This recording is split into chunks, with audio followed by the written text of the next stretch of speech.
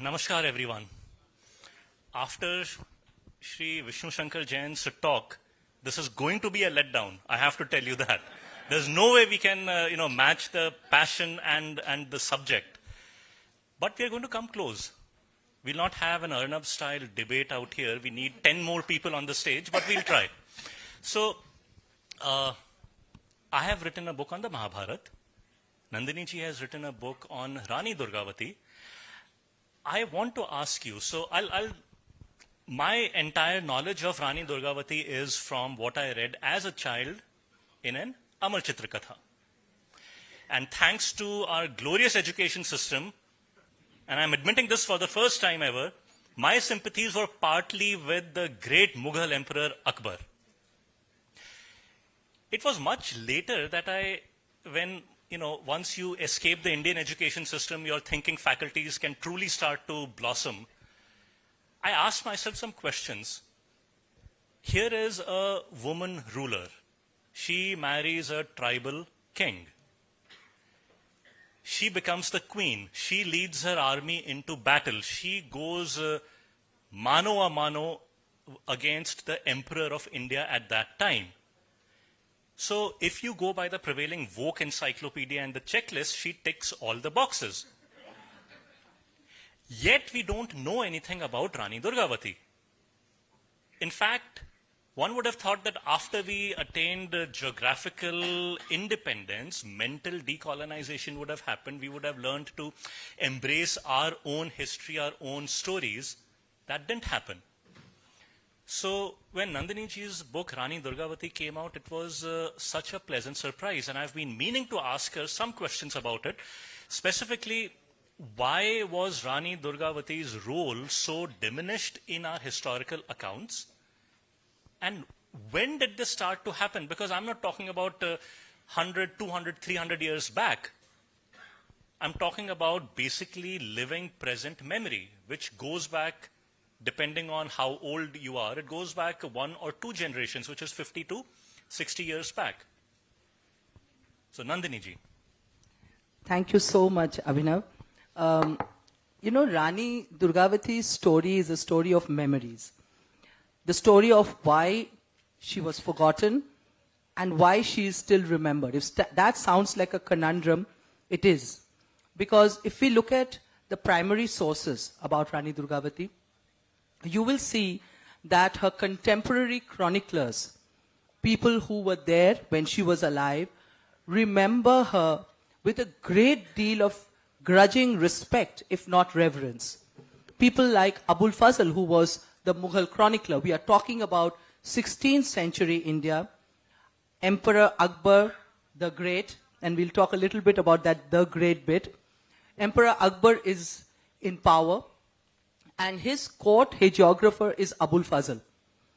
His job is obviously to write about his emperor. And yet there is a lengthy part of Akbarnama which discusses in detail not only Rani Durgavati's kingdom, but her style of administering the kingdom and what kind of a monarch she was. And even somebody like later on, Ferishta and others who came 10, 12 years afterwards, talk about Rani Durgavati in unabashed purple prose. Remember, these men are not Rani Durgavati's own court hagiographers. They have no real reason to eulogize her. And yet, she gets grudging respect from all of them. Cut to 200 years later, and we find another breed of gentlemen talking about Rani Durgavati very, very reverentially. And these are your British civilians. From the late 1700s, that's 18th century onwards, a whole bunch of British civilians are tramping through central India. Rani Durgavati is a central Indian queen. She was queen of a kingdom called Garha Mandala, which is one of the 4 kingdoms that formed the central Indian tribal area, which used to be known as Gondwana. So Garha Mandala was one of the biggest and most prosperous, this is something that people don't know, one of the biggest and most prosperous Hindu kingdoms in medieval India. So prosperous that they used to mint their own gold coins, which, might I add, many of the strong Rajput kingdoms did not do. They simply used Mughal coinage. But Garha was so prosperous, they had their own gold and silver coins. So when we come to the British civilians, again, people like Frederick Forsyth, people like Alexander Cunningham, people like Schliemann, who talk about Rani Durgavati, talk about her in absolute purple prose. They call her the Indian Boudica. They liken her to Sita, that blameless symbol of Indian womanhood. And then, suddenly, the stories about her start to die out. When does this happen? This happens, unfortunately, from the 1960s onwards. It's almost as if, in deifying her adversary, Emperor Akbar, we turn her into a footnote in her own story. This is the tragedy of Rani Durgavati. Today, when you go to her kingdom, when you go to Jabalpur and the surrounding districts of Mandla, Dindori, Damo, Narsinghpur, you talk to the people there, both tribal, Gond and otherwise, every single one of them remember the Rani. Every single one of them remember the songs, remember the stories about her. The tribal Gond wear yellow in her memory. I was there on June 24th, which is her Balidan Divas. Next year is her 500th anniversary. The tribal Gonds love her. It's only now, the Prime Minister has announced that Rani Durgavati will be talked about, will be reclaimed and revered in her 500th anniversary. It has taken us 75 years to give this most underrated monarch what is her due. So it is something that we have done because we gave way too much importance to Akbar the Great. And that's the narrative that I want to take to Abhinav right now. Abhinav, just as we are talking about narratives in this book, in your book as well, there is a question of narrative because a whole section of historians will dismiss itihasa as being mythology. And yet we have people like Professor B.B. Lal, we have the entire painted greyware pottery era, which has been connected to Mahabharata. Can you tell us a little bit about the historicity of the narrative that you are talking about? How much time do we have? Because this could very well take a few hours. I mean, Sri Vyasa writes in the Mahabharata that it took him 3 years to compose the Mahabharata. But talking about itihasa, right? The Mahabharata and the Ramayana are called itihasa, which loosely translated means history. This is what happened as it happened. Yet we are told this is mythology, myth, mithya. So I'll take two examples. The first one is Sri S.R. Rao. He was the Director General of the Archaeological Survey of India, and after partition, what happened was that a lot of the sites that had been excavated from the Indus Valley Harappan civilization ended up being on the Pakistan side of the border, including Mohenjo-daro. So there was a need to find sites on the Indian side. So Sri S.R. Rao conducted India's first post-independence excavations, and one of the first cities that was unearthed was Lothal in Gujarat. So here is a man who has impeccable archaeological credentials. In 1985, he got funding to the tune of, I think, the grand sum of 80,000 rupees to conduct what was then India's first marine excavations. Where? Off the coast of Dwarka. Why? Because Sri S.R. Rao had read in the Mahabharata and then the Harivansh that how when the Yadavs went from Mathura to Dwarka, they found they did not have enough land. So Sri Krishna prays to Varun. Varun appears and he says, and Sri Krishna asks, I want some land. And he says, I will cede some portion of my waters to you. And then he calls Vishwakarma, and Vishwakarma extends the city. 36 years after the Kurukshetra war, Gandhari's curse takes place, and the Yadavs end up killing each other at Prabhas, and the city of Dwarka submerges itself. This was the myth we were told. So Sri S.R. Rao did marine excavations over a period of 4 years from 1985 to 1989. They found certain things, they photographed those things. They found the remnants of a city that had submerged roughly 3,500 years ago, including some toys, including door jambs, including a lot of artifacts that basically corroborated what had been written and described in the Mahabharata. A reasonable conclusion to draw would be that the events described in the Mahabharata as they pertained to Dwarka were based in fact. As with any narrative over a period of 3,500 years or longer, you are going to end up with some amount of creative, artistic descriptions, metaphors that will get added. To take a simple example, someone says he's strong as a bull. That is not a literal, that is not to be taken literally, right? You have the use of alankars. If a mother says my child has the face of a moon, seriously, it's not to be taken literally. Yet that is what is used to dismiss the Mahabharata as fiction. So that is one. The second one is that Sri B.B. Lal was, again, he was the Director General of the Archaeological Survey of India, and in the 1970s, he took early retirement to spend the rest of his time in excavating sites in northern India, because until that point, all of the towns and places mentioned in the Ramayana and the Mahabharata were associated with towns that existed in modern India, but there was no connection with whether those towns were really the towns mentioned in those epics. So he went about excavating things. Right from Kurukshetra, which by the way is the site of the Great War, and Kurukshetra has got a history that goes further back than the Kurukshetra war. So Meerut and Kanpur and Kurukshetra, he did his excavations, and also at Indraprasth, I mean basically the old fort area. And he found artifacts that were consistent, which are called the painted grayware artifacts, which are consistent with a period going back 3,500 years ago, roughly 3,500 years ago, which is also what Sri S.R. Rao had dated that the Kurukshetra war took place roughly 1500, 1600 BCE. Now, there is no consensus of when exactly that war took place, but one general date that a lot of scholars agree upon is 1500 to 1700 is when that war took place. So any reasonable conclusion would be that the events described in the Mahabharata are based on fact with artistic embellishments added over the last thousands of years. So that is one narrative. The second narrative that is really interesting is that the narrative of women in the Mahabharata. How many of you have heard of this phrase being used in a slightly pejorative sense? Arey badi sati savitri hai. You know, very pious, devoted woman is, in modern times, it is dismissed with this phrase sati savitri. We all know the basic story of Savitri, right? Savitri, Satyavan. Here is a woman. So we know the part where she goes and has this talk and walk with the Yam. But before that, Savitri was a very beautiful woman. She grew up as a very beautiful princess.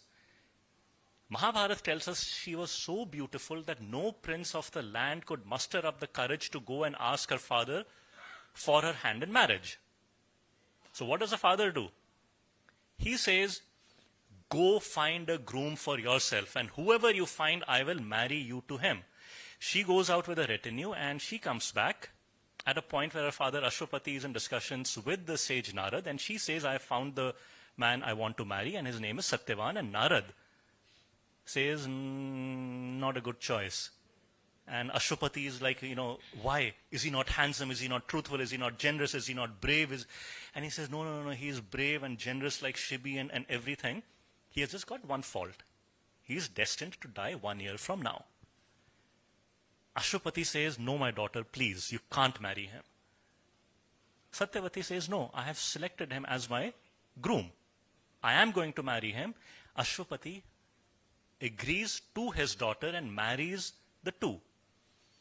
Is this consistent with the picture of society that we have been told, where women had no agency, they had no freedom, they had no independence, they were mere chattel?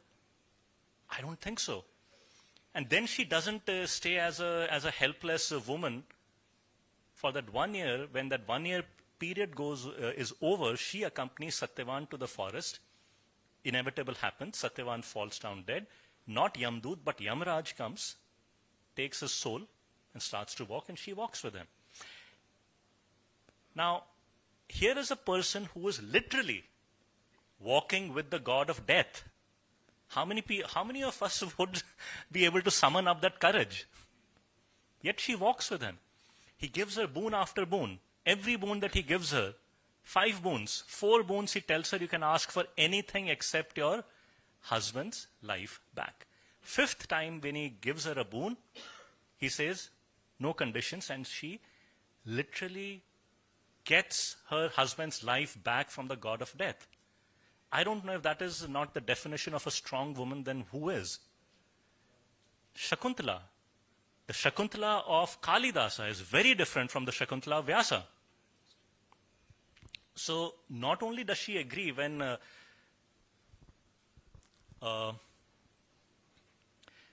when in sage Kanva's ashram, Dushyant comes, Shakuntala tells him her life story.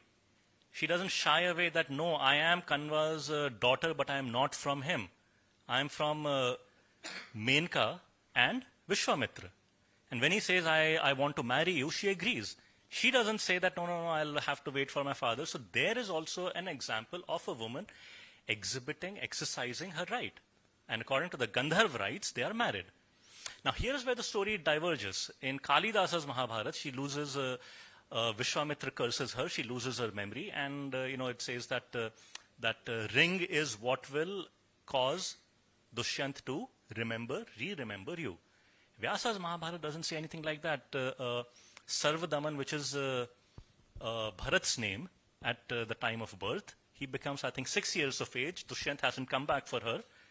She marches to Dushyant's court. Dushyant says, I don't know you. Shakuntala doesn't weep and all and then turn around and run away. She says, how can you be a liar like that? And then he says, I don't know you. Any woman can come and say that, they are my wife and all. Shakuntala turns and gives it back to Dushyant saying, if we want to compare births, who knows about your birth? I am the daughter of Vishwamitra and Menka. Comparing the two of us is like comparing a mountain with a bilwa seed.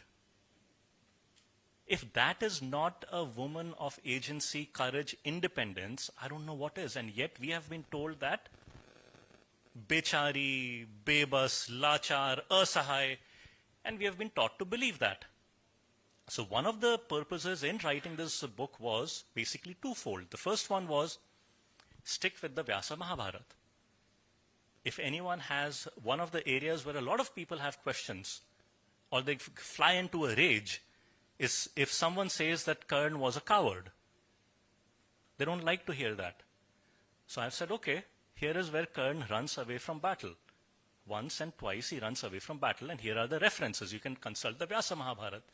Other was that wherever you have doubts, or I think some clarification should be needed, I've put in a reference to the Vyasa Mahabharata. You can go and consult the chapter and verse.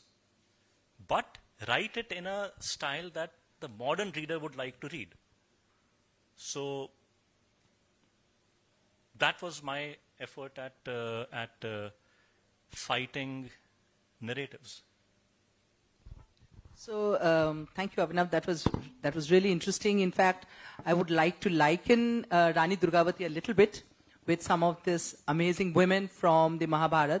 One of the reasons why I have been so obsessed with Rani Durgavati is because she appeared to me to be the most modern medieval monarch I have ever come across.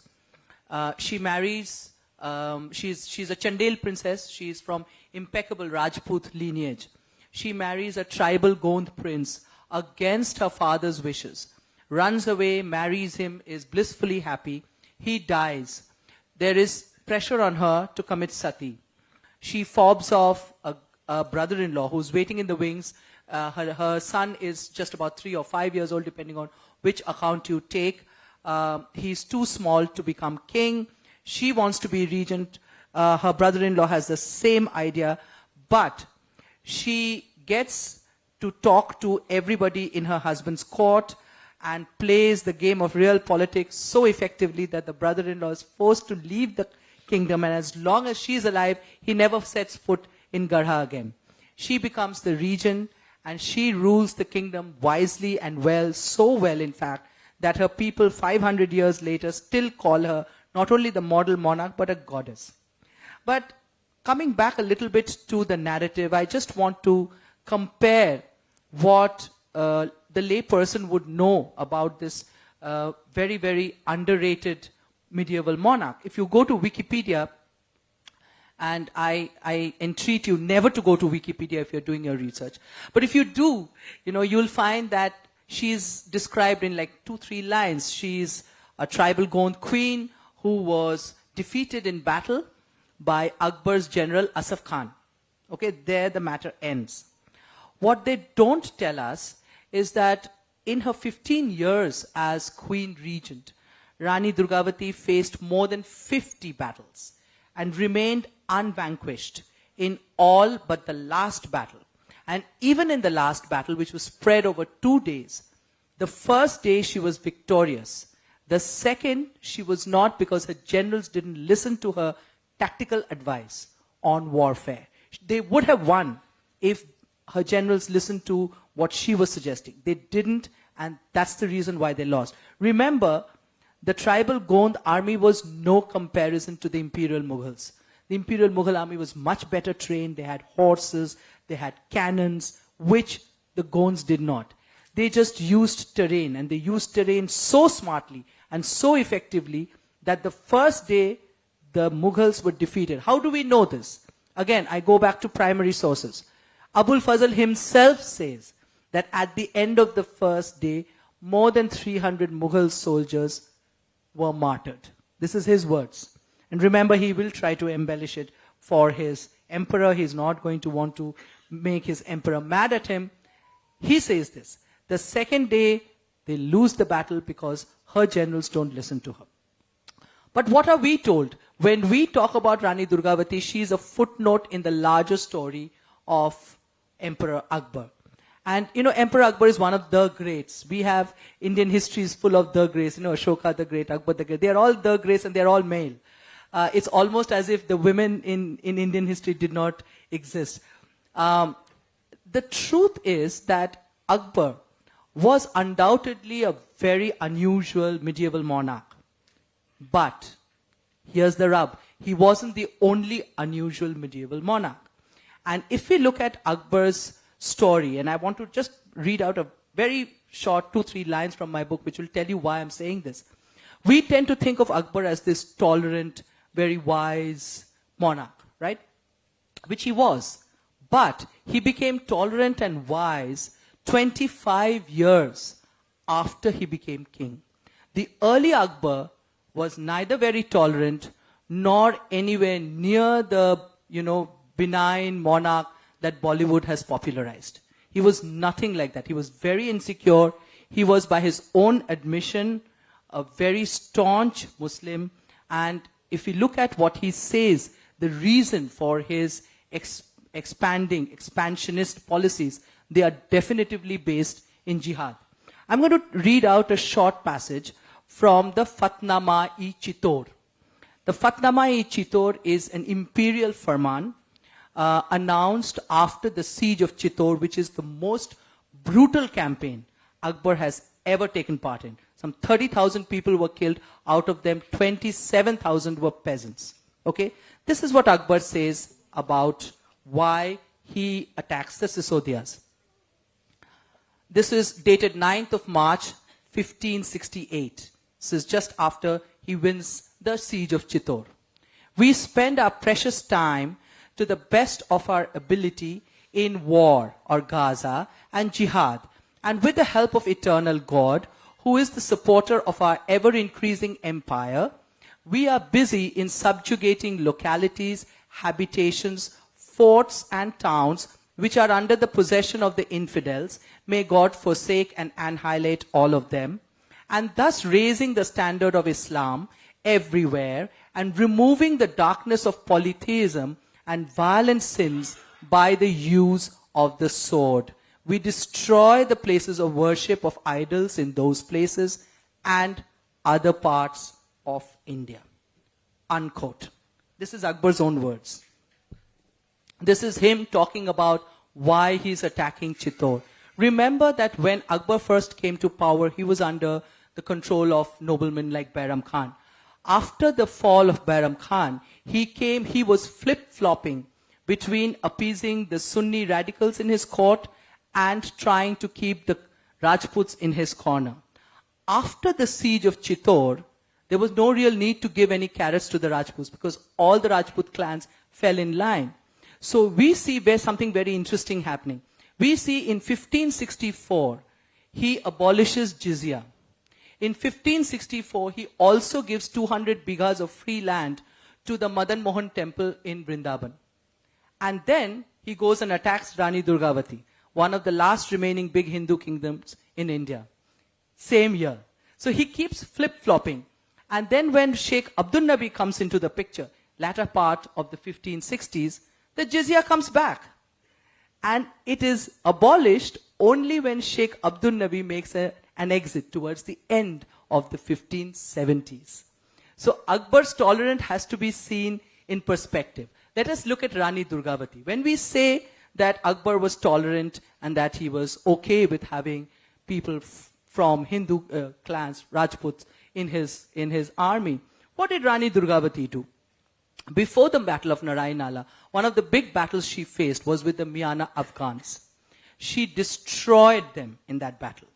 They were completely, thoroughly defeated. And they were so impressed with her battle strategies, they joined her army. Every single one of those generals, I have the names, Shams Khan Miana, Mubarak Khan, Mia Bukhari Rumi, Khan Jahan Daki. There are a whole lot of these Miana Afghan generals who were her top generals. Every single one of them fought for her and lost their lives in the final battle of Narayanala. They would not have done it if they did not respect her, both as a leader and as a monarch. If that is not tolerance, I don't know what is.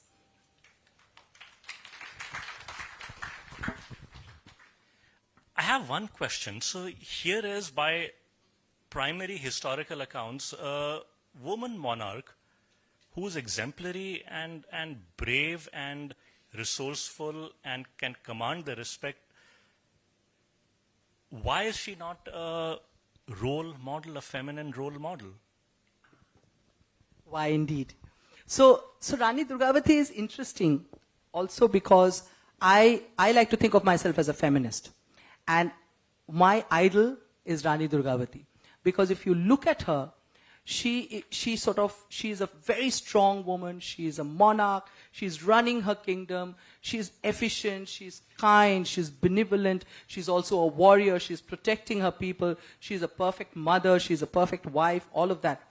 But a large part of her hagiography also talks about her sacred duties. If we look at some of the books that were written during her time, both secular as well as religious literature, they talk about the number of temples that she consecrates, the number of months that she consecrates. And she's constantly connected to, including the Chausat Yogini temple in Jabalpur, which is connected to her memory, the Pachmatha temple in Jabalpur, which is connected to her memory, the Bajnamat temple in Jabalpur, which is connected to her memory. All of these temples were very much a part of her sacred duties. Alongside her secular duties, she is also known as the Tal Talao Rani. She went and, rejuvenated and dug so many lakes in the Jabalpur area, that Bawan Lake, Chausat Talao. So she became known as the Tal Talao Rani, she was a lady of the lakes. So secular public works, sacred works, both sides were equally balanced in her.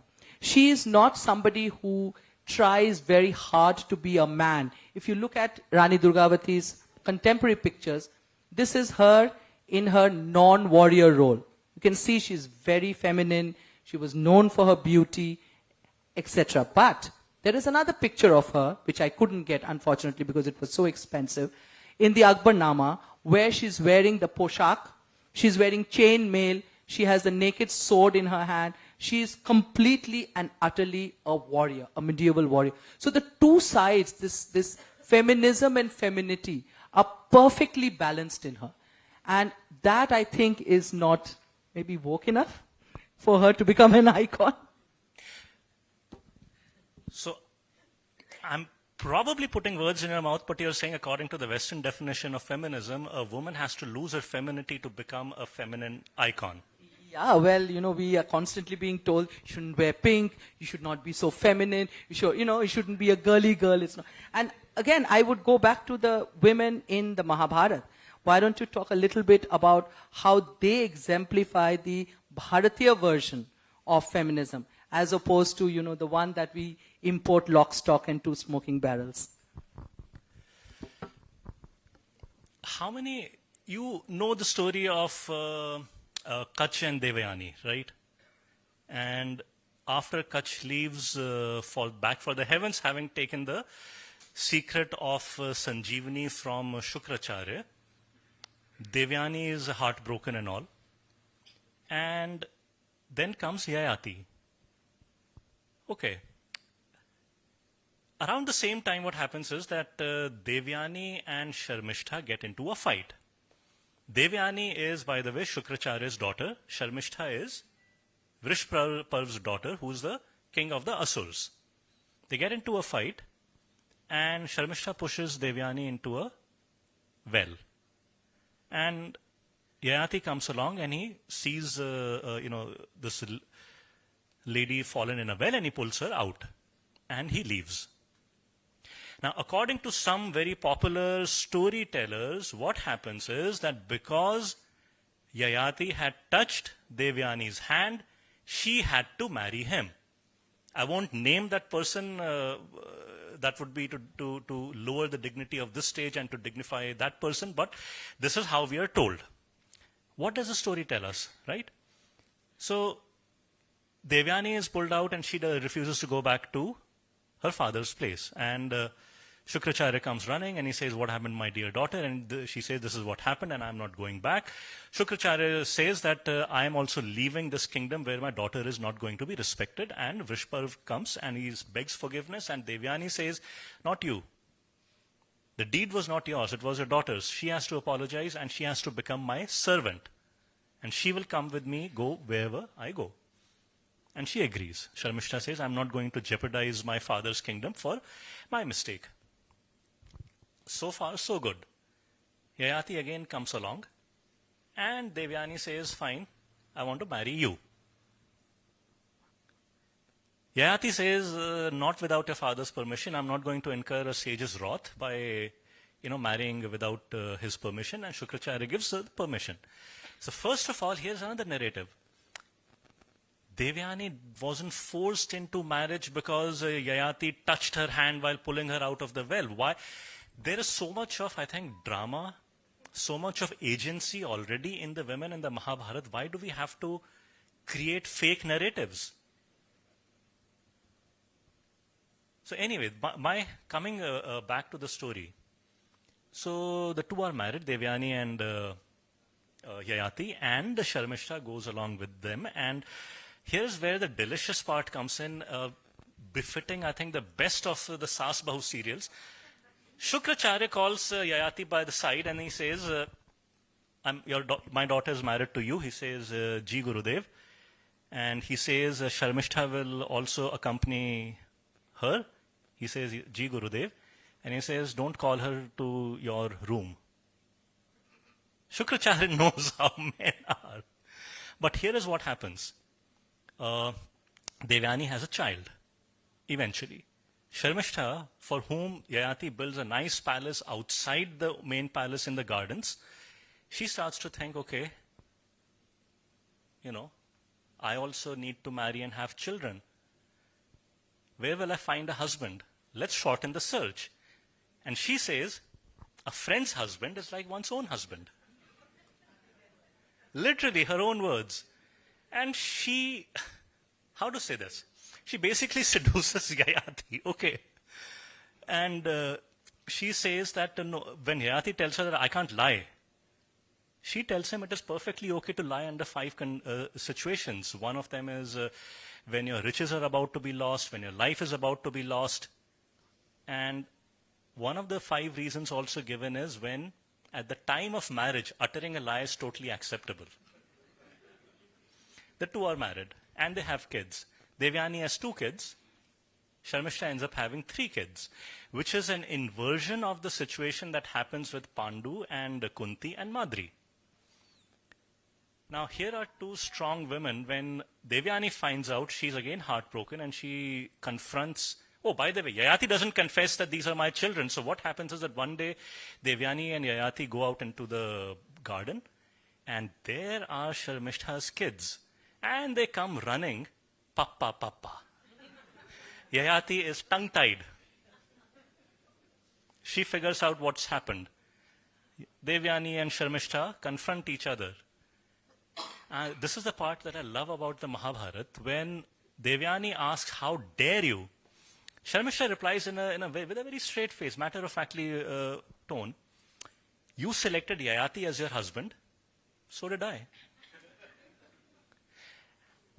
And anyway, to conclude the story, what happens is that Shukracharya curses Yayati that you will lose your youth for, because of which you have become such a, characterless man. And he then says, "But I have still not had my fill of youth. Dil mange more."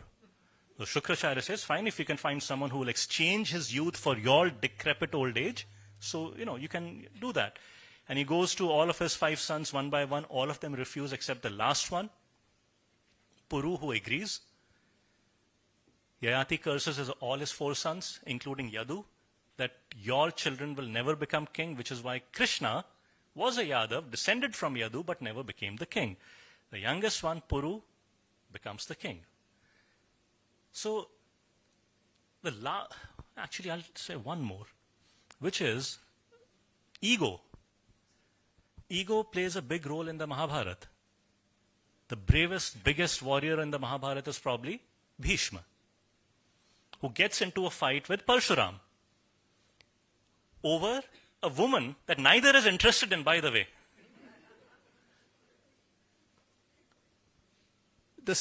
Bhishma tells Parshuram, when Parshuram says that, "Fine, I will fight you, I will kill you." Bhishma is a young warrior at that point. He tells Parshuram, "Whoever Kshatriyas that you defeated and killed, they were there when I was not there, okay?" And the two fight for, I think, 23 days, and Parshuram cannot defeat Bhishma. Amba then goes and does penance in the forest, and she gets a boon from Mahadev, that you will become the cause for Bhishma's death. Now here is the irony. A warrior who no one could defeat, who had a boon that he can choose the point and the time of his death, ends up on the 10th day of the Kurukshetra war falling to, in today's terminology, that would essentially be a transgender warrior. Shikhandi. So look at how egos are humbled in the Mahabharata. Each and everyone's ego is humbled. Arjun's Gandiv refuses to, he cannot even string the Gandiv 36 years after the Kurukshetra war, when he is escorting the women of the Yadav dynasty who are still left, and the thieves, robbers come and start to take the women away. He cannot even string the Gandiv. It falls to Vyasa to tell him, "Your time is up. Recognize that." So, my whole point was that there is so much of captivating stories and lessons in the Mahabharata. I, for the life of me, cannot understand why writers have to distort the epic. Is it some sort of an expression of woke frustration? Is it a reflection of their own inadequacies as writers that they have to distort epics? There's another popular writer who writes, the Mahabharata that we have been taught is not what Vyasa's Mahabharata is. And I'm wondering, kaun si Vyasa Mahabharata that he has read that the entire world has not? Because here's the thing, of the 100,000 shlokas in the Mahabharata that we are told are traditionally ascribed to the Mahabharata, Vyasa never says which are his and which are later editions. All he says is that 24,000 shlokas were written by Vyasa, and then over a period of time, more stories were added to it, which increased the count to 100,000 shlokas. Vyasa has not said ki like ye mere hain and these are other shlokas. Yet scholars come up every few years that I will apply machine learning, statistical techniques, and I will tell you who wrote which one. Last point is that here is the beauty of this so-called scholarship. German Indologists said that we will tell you what the Gita is a later interpolation. Furthermore, we will tell you what are the original shlokas of the Gita and which were added by later Vaishnav devotees. 6 or 7 of them came up with their own numbers. One said only one shloka in the Gita is original. Another said 300 are original. Another said 55 are original. These are the scholars we are supposed to look up to who will come and tell us what our epics were. So, you have the Vyasa Mahabharat. Bhandarkar Oriental Research Institute came up with a critical edition in 1966. Read that. Read the original, if you can, in Sanskrit or in an Indic language or an English translation. So, it's interesting you're talking about how the narrative gets skewed. And here I would sort of like to bring a comparison with another historical figure who was Rani Durgavati's contemporary. And I'd like to sort of just quickly tell this story just to show how much the narrative gets skewed. So, Rani Durgavati's kingdom in Garha Mandala or Garha Katanga, was surrounded by a bunch of neighbors who were nothing short of baying jackals. One of them, the most bloodthirsty one, was a gentleman called Baz Bahadur. Baz Bahadur was the ruler of Malwa, and today if you go to Mandu, you will see this very beautiful palace that he built for his paramour, for his girlfriend / queen, Roopmati. So the legend of the love of Baz Bahadur and Roopmati is very, very well entrenched. And the entire Song and Light show in Mandu is all about this story. Okay, so this is the narrative. Baz Bahadur was a lover. He loved music. He fell in love with Roopmati. Roopmati wanted to see river Narmada, and so he built this palace for her next to the river. And that makes Baz Bahadur out to be some kind of a Bollywood, ashik. Let's see what history actually says. So it's true that Baz Bahadur fell in love with Roopmati. We don't really know whether Roopmati fell in love with him, which is in direct contrast to what happened with Durgavati and her husband Dalpati. They definitively fell in love with each other. In this case, the king falls in love with this girl who's very beautiful, sings like a nightingale, brings her over, builds her this golden cage, the palace in Mandu. And then what happens? So Akbar's milk brother, Adham Khan, decides that Malwa is way too rich to be ignored by the Mughal army.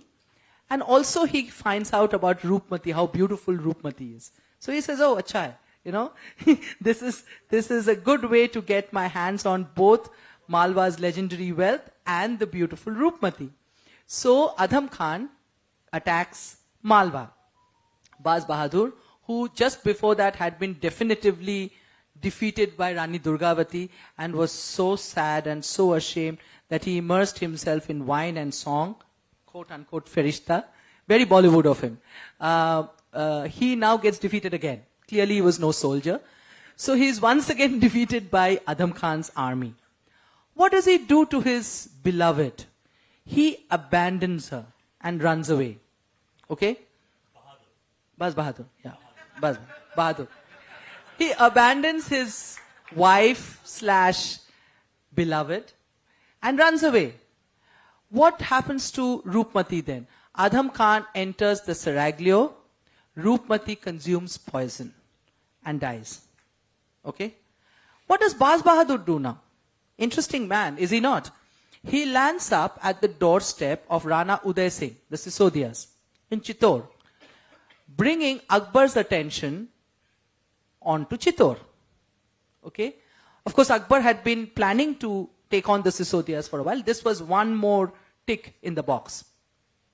After the fall of Chittor, Baz Bahadur resurfaces again, this time as a courtier in Akbar's court, where he is very well known for a new kind of music which is known as Baz Khani. Very interesting man, I have to say. So he runs away from his own kingdom, abandons his wife and, beloved, goes to the Sisodias, brings the marauding Mughal army to their doorstep, runs away again, and finally turns up at Akbar's court as a musician par excellence. And yet, how do we remember him? As the perfect lover, and Ashik, and his Mashuk is Rupmati. This is how the narrative gets skewed. And this is the story that, we are being fed, when the reality really is that Baz Bahadur was a feckless character who was no good at the battlefield and therefore lost his kingdom and his wife. And we have no business eulogizing him. No. No. No, Light and Sound show is about the love story. But the love story is, that's what I'm trying to say, that the love story is a bit of, exaggeration. It's a bit of, it's fiction, basically. We don't even know if Rupmati was in love with him. So just to add on to you, Nandini ji, I was there in the Mandu Fort only a month back. Surprisingly, the ASI guides, ASI certified guides are exactly speaking the same story that... Yeah, because this story has been recorded by people like Ferishta. There is a primary reference to it. And if you look at the contemporary sources, people like Abul Fazl and Ferishta and other people who are writing at that time, Baz Bahadur comes out really badly. He is seen as feckless, he is seen as useless, a man who's given to wine and song and not fit to rule. That's the kind of picture that you get of him. And then 5 centuries later, he goes through this kind of, spin doctoring makeover and becomes this lover boy whom we are all eulogizing. This is how the narrative changes. On a slightly flippant note, I think Baz Bahadur looks to be the exemplar of a lot of modern day politicians, if I may add. But I think that's a very interesting point you made, which is that when you have fake narratives and mythology being built, it serves two things. First of all, the obvious one is that we are being taught wrong or false history. The second, and I think the more insidious damage that it does, is that it reduces the space and the public attention from actual facts, because we as humans have a finite capacity to pay attention. And if 90% of the things being presented to us are of a certain narrative, we are, by human nature, we are not going to look at the 10%. In other words, we are not going to look at what we are being shown. Rarely do we ask ourselves to question, what is it we are not being told? Okay, so we've just been informed that our time is up. If there are any questions, we would love to take them. Yeah, please go ahead.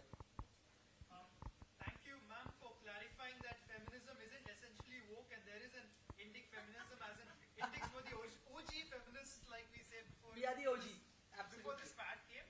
But while on one hand, Hindu folks are making it seem like Hindu faith is anti-woman to serve their ends, are there also certain people, including some men, who want to make it distort a lot of Hindu teachings as anti-woman for their own personal, advantages, like, kind of sideline women? And how do we, as the OG Indic feminists, deal with that also to ensure that the young minds don't see one example of this guy quoting or misquoting some scripture and then say, this fits the paradigm with which what my leftist friend told me. So what is our role and responsibility in busting this myth? See, I think we should always look at history. And I would like to think that there is this great churn happening. There is a whole new narrative of history that is coming up. If you look at our history, look at the kind of women that our history has had. I mean, Rani Durgavati is one, but there are so many others. There's Rani Ahalyabai, there's Rudrama Devi, there's Abakka Chauta. There are so many. There's Prabhavati Gupta, there is Didda. There are hundreds and hundreds of amazing queens. And their agency, their strength tells you that we could not have had a regressive patriarchal setup if these women were doing so well. We could not have. The truth is, if you look at medieval Europe, before Tudor England sees Elizabeth coming in, you see the number of sassy queens they had. You look at us. that tells you the story.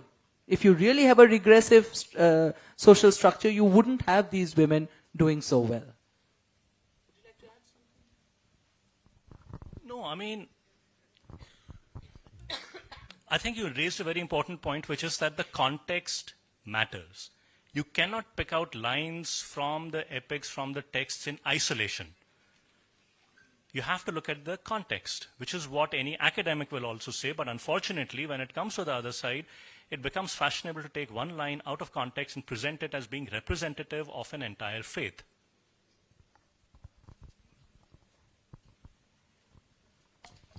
Okay, I'm violating my own rule of no, only questions, no observations. But this is very important. Talking about light and sound show, there is a light and sound show in Orcha, which tells you the story of the temple.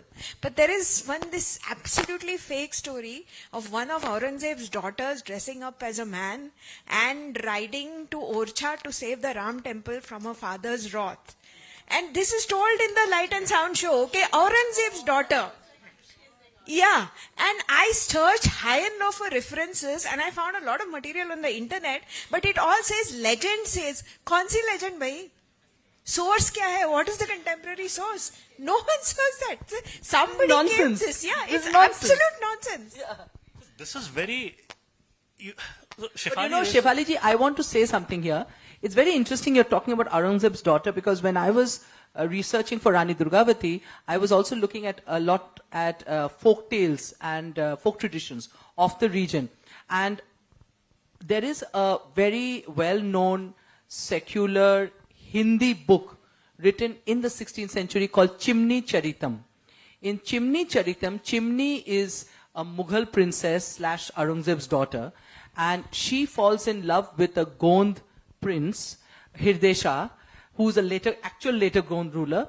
She falls in love with him, they run away, Aurangzeb comes and attacks him, then there is this ding-dong battle that happens, and finally Chimni goes and tells her father that please let my husband go or whatever, and he finally pardons them and goes back. So there is a tradition. Orcha is very close to, not very far from Jabalpur. I think that region has a kind of fictional tradition involving a Mughal princess's love for a character, for a local Raja. Okay, no, again, I just want to say something since we're talking about it. The fault lies in us, is that these light and sound shows are given to people, and usually Bollywood people. So they don't have it, because I know I've given a voiceover for lots, and Paresh has done the Somnath voiceover. So that's what happens. And that's where we have to take a step and say, no, this is wrong. True, true. Just add on one thing, just for everybody's knowledge, Bas Bahadur, it is said that made a mahal which you are referring to for Rupmati to see the Narmada, because she won't, without a darshan of Narmada, have water even. And that is made on the highest point in the Malwa plateau. Actually, that palace, research says, was made by Raja Bhoj from the Gurjar Pratiharas as a garrison to keep control on the entire Malwa belt. And it used to have some 8,000 horsemen, and even today there was a natural water harvesting system which exists there, which is capable of holding 80,000 liters of water. And this history is completely whitewashed. Nowhere in the book. I purchased a book from the ASI outlet in the Mandu Fort, and even that book doesn't speak of it, whereas the structure is still existing over there. Yeah, that's what I mean by narrative being, hijacked and turned into something else. Thank you very much. A big thank you to Western Ghats. This has been a wonderful experience. Thank you so much. Thank you, Shefali. Thank you, Western Ghats, for this invitation, and thank you for being such a lovely audience.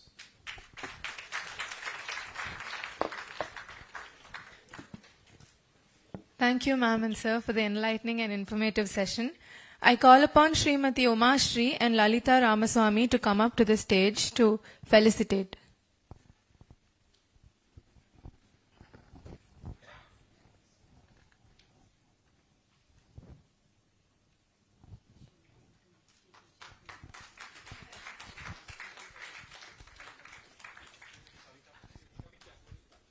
Srimati Kavita Palanisamy to come up to the stage to felicitate.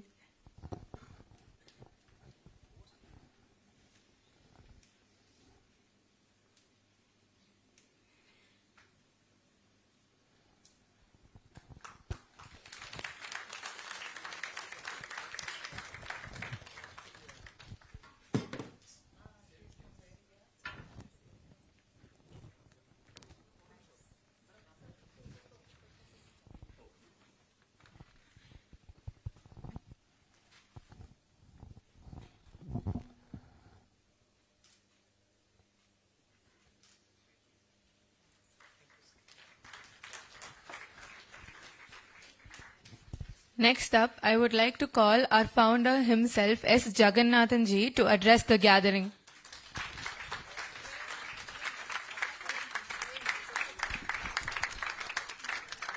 Good evening.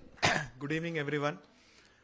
I'm at severe loss of words given the in-depth sessions that we have sat through the day, starting from Anand Ranganathan ji, Shefali ji, Vishnu Shankar ji, Professor Sir, all of you. I mean, it's been a very, very awe-inspiring day. First and foremost, I want to pay my respects to Professor Kanagasabapati sir, my mentor. Sundar Ramachandran sir, Shefali Vaidya ji for making this happen.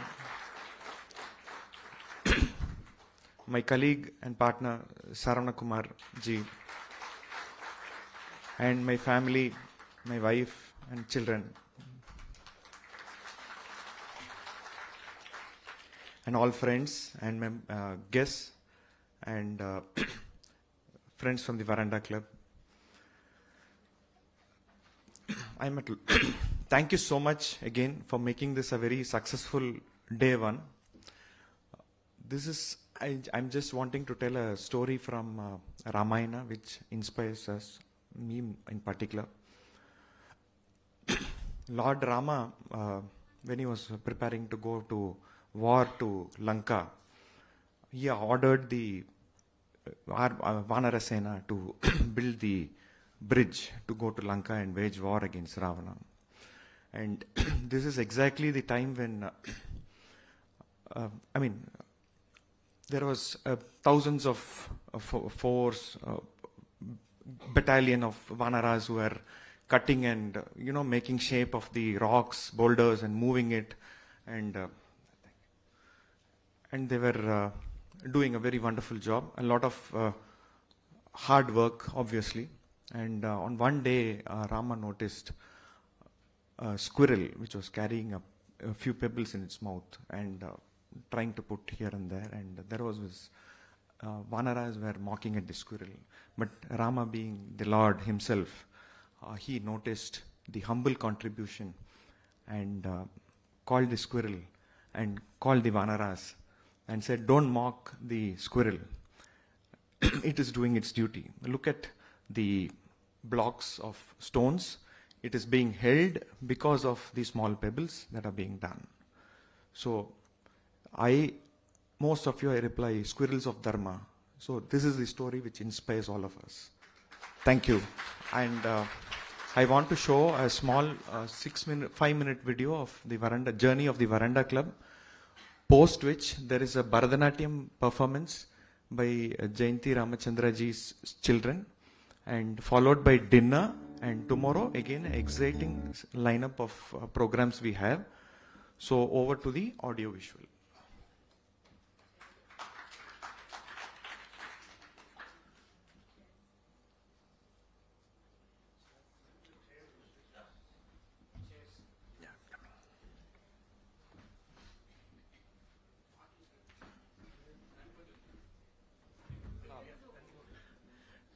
So Rama did, I missed out one part. Rama did pat the squirrel, and the squirrel got 3 lines, which is the indelible mark, which reminds us that duty, however small or big, is respected and recognized. So that is the 3 lines that you see on the Indian palm squirrel.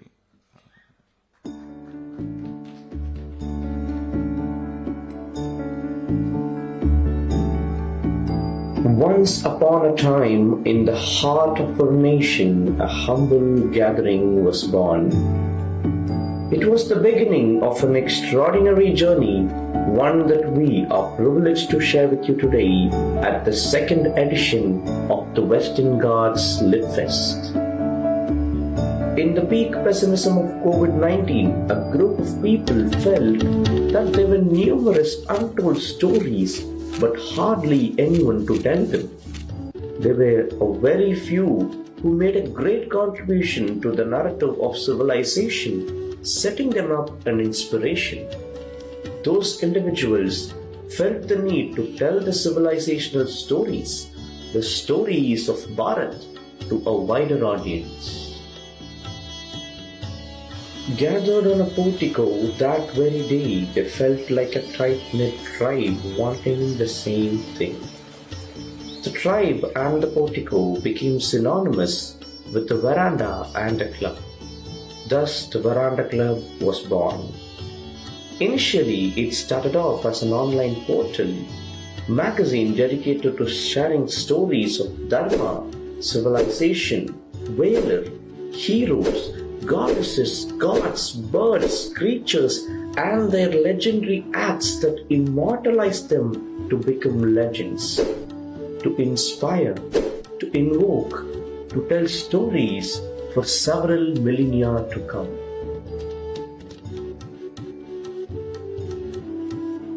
It all began in October 2020 on the auspicious day of Vijayadashami, marking the birth of our monthly magazine, unveiling its inaugural edition. This marked the beginning of magazine's monthly publication, focusing on articles intertwined with Indic thought. By August 2021, they recognized the need to expand beyond the magazine format. This led to the launch of an online program called Filter Coffee Sessions. Additionally, the Veranda Club organized a physical book launch of India That is Bharat by J. Sai Deepak in Coimbatore. I've had the pleasure of launching my book here as part of my countrywide book tour, and I'm happy to note that the kind of questions that I have received is reflective of the serious depth of thought that runs across the strain of Coimbatore. This marked a significant moment in Veranda Club's history as author interactions and book launches became regular online events. In November 2021, the Veranda Club hosted another physical book launch of Retaining Balance by M.R. Venkatesh in Coimbatore, further enriching their journey. With chapters gurus and city chapters thriving, the Veranda Club was swiftly entering the second year of its yatra. In May 2022, Srimati Shefali Vaidya, the chief curator of Western Ghats Lit Fest, inspired Team Veranda to organize a literary festival, a long-cherished dream of the Veranda Club founders. Preparations were underway for the momentous event, the Western Ghats Lit Fest, held in Coimbatore on October 8th and 9th, 2022. It proved to be an action-packed and informative cultural saga embraced by all. In Jan 2023, the Veranda Club continued its expansion under the leadership of Chairman Professor Kanagasabapati and Chief Mentor Sundar Ramachandran. With the founder S. Jagannathan and Director N. Saravanakumar, the Veranda Club had a new team that remained steadfastly committed to its cause. Following the success of the Western Ghats Lit Fest, which is primarily an English literary festival, the founders and organizers felt the need for a Tamil literary festival, giving birth to Konga Tamil Sangamam in April, which left a lasting impact, well conceived, curated and put together by the visionary chairman, Professor Kanagasabapati. The first edition of Konga Tamil Sangamam was conducted on the 16th of April at Coimbatore, featuring about 8 thought-provoking sessions with the culmination of native Oyilatam, which was highly appreciated by one and the all. Today, As we pause to reflect on 3 years of passion, creativity, and community, we do so as storytellers, as humble narrators of the story that continues to evolve. This is the Veranda Club, where ideas meet action and connections like the ones we share today become timeless chapters in our shared narrative. Now, as we step into the 4th year, the Team Veranda Club feels the need to go beyond the literary sphere and explore the cultural aspects of Bharat and weave them into stories, events, programs, and present the right narrative for you to savor and salute. Anticipated events for the upcoming year are on the horizon. Join us. Come sit on this divine veranda with us as we embark on this new chapter and salute.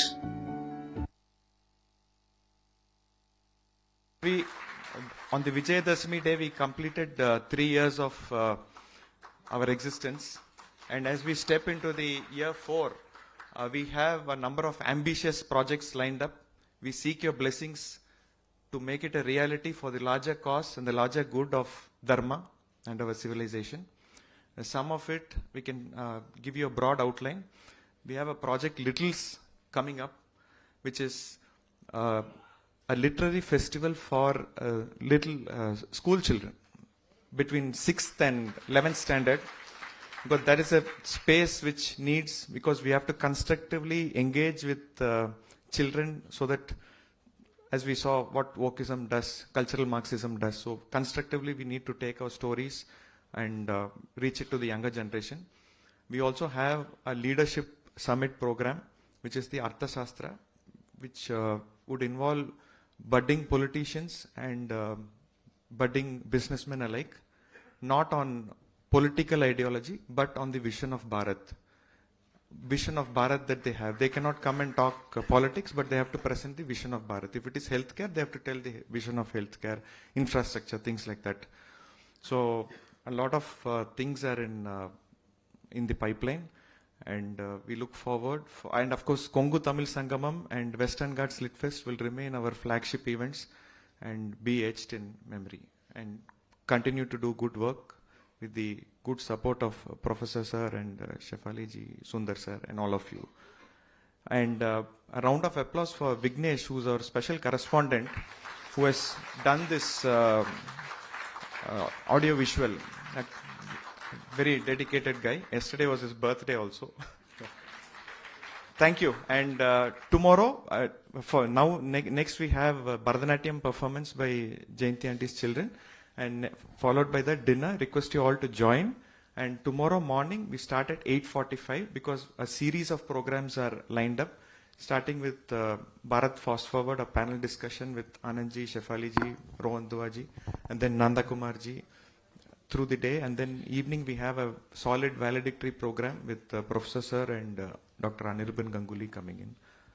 And of course, Shehzad Poonawala on 9 years of transforming India. Thank you.